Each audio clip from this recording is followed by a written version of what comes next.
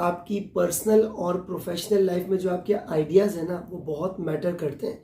Ideas matters a lot specially in the office.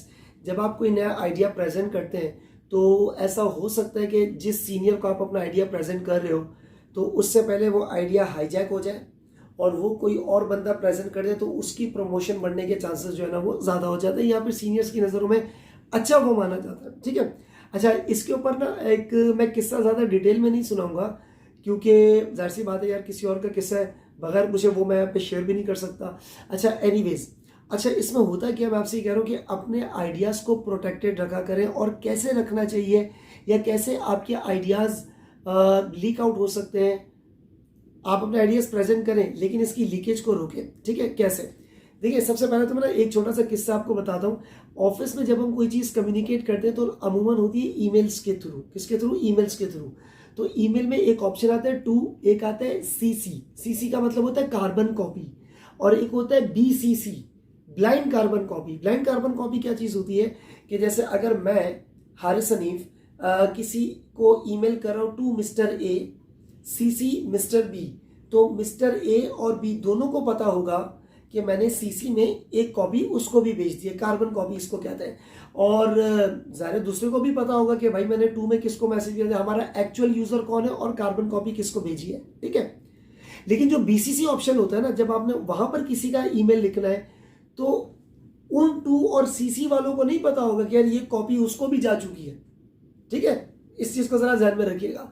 अच्छा ये किस्सा था हमारे एक रिलेटिव का, उन्होंने जो है वो कोई खैर एनीवेज जो भी उनकी एक ट्रांजैक्शन थी, उन्होंने ईमेल करनी थी, तो जो उसका लाइन मैनेजर था ना, देख अब जरा नोटिस करना, उस हमारे रिलेटिव का जो मैनेजर था, क्योंकि जो भी इंफॉर्मेशन आगे पास ऑन करनी थी टू द सीनियर, उसमें वो मैनेजर रिस्पॉन्सिबल आ रहा था।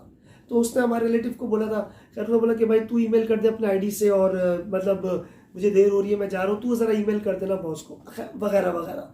तो उसने क्या जो है ना वो समझदारी का काम किया, उसने जो भी ईमेल करनी थी अपने बॉस के कहने पे कर दी, पर बीसीसी में उसने एक रेलिवेंट बंदे को रख दिया कि ये इन्फॉर्मेशन उसको भी पता होनी चाहिए। ठीक है, अब जरा गौर से सुनना, वो इन्फॉर्मेशन उसने अब उसके भी सीनियर को बीसीसी में रख दिया कि यार ये कम्युनिकेशन हो रही है, और शायद उसने ये लिखा था कि एज फ्रॉम द मैनेजर, ऐसा कुछ समथिंग लाइक दैट।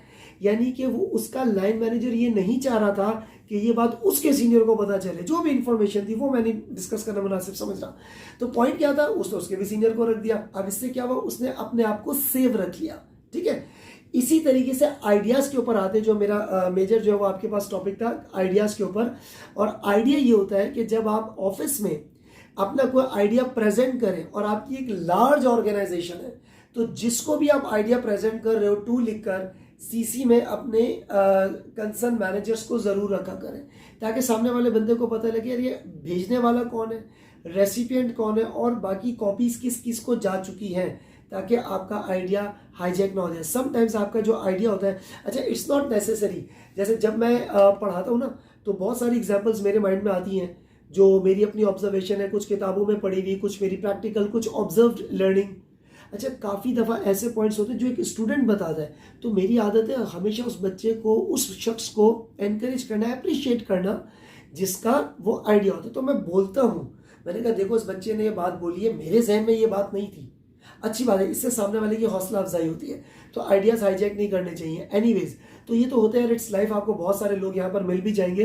तो point to be noted is that आपको क्या करना है, एक तो सीसी में वो चीज़ रखनी है। ठीक है, आपने सीसी में अपने आइडियाज़ को लिखकर ज़रूर रखना है, ताकि आपका आइडिया, बाज़ दफ़ा आपका आइडिया आपके साथ के कलीग्स हाईजैक कर सकते हैं, बाज़ दफ़ा जूनियर, बाज़ दफ़ा सीनियर भी बाज़ दफ़ा उसको, क्योंकि अक्सर सीनियर को ये एक थ्रेट रहता है अंदर ही अंदर, यार ये जो है ना ये बहुत शार में कहीं हमसे आगे ना निकल जाए।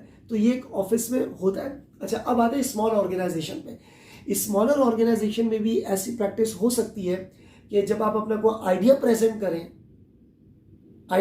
करें अपने सीनियर को, तो सीनियर यानी जो आपका लाइन मैनेजर है वो अपना नाम लगा के डायरेक्टर को दे देगा। जैसे मिसाल के तौर पे आई एम द मैनेजर, एक जूनियर ने आइडिया मुझे दिया तो मैंने डायरेक्टर को अपना नाम लगा के दे दिया। ठीक है, तो इससे क्या होगा, इससे वो जो जूनियर है उसका आइडिया ना वो दब जाएगा, उसको आगे बढ़ना है। तो इसमें इसमें आपको ये नहीं करना कि आपको नाराज रहना, डिमोटिवेटेड रहना, नहीं यार मेरा आइडिया चोरी हो गया। अरे नहीं यार, सिंपल तरीके से काम करें। आप अपने मैनेजर को आइडिया बताएं और साथ साथ एट द सेम टाइम आप डायरेक्टर को खुद बता दें। अब बात दफे होता है कि डायरेक्टर के पास डायरेक्टली कम्युनिकेशन का एक्सेस नहीं होता, ठीक है ना। तो इसका एक तरीका ये भी होता है, नाउअडेज हर ऑर्गेनाइजेशन में व्हाट्सएप ग्रुप्स बने हुए हैं जिसमें सीनियर्स भी ऐड होते हैं, आप अपना आइडिया वहां लिख दो।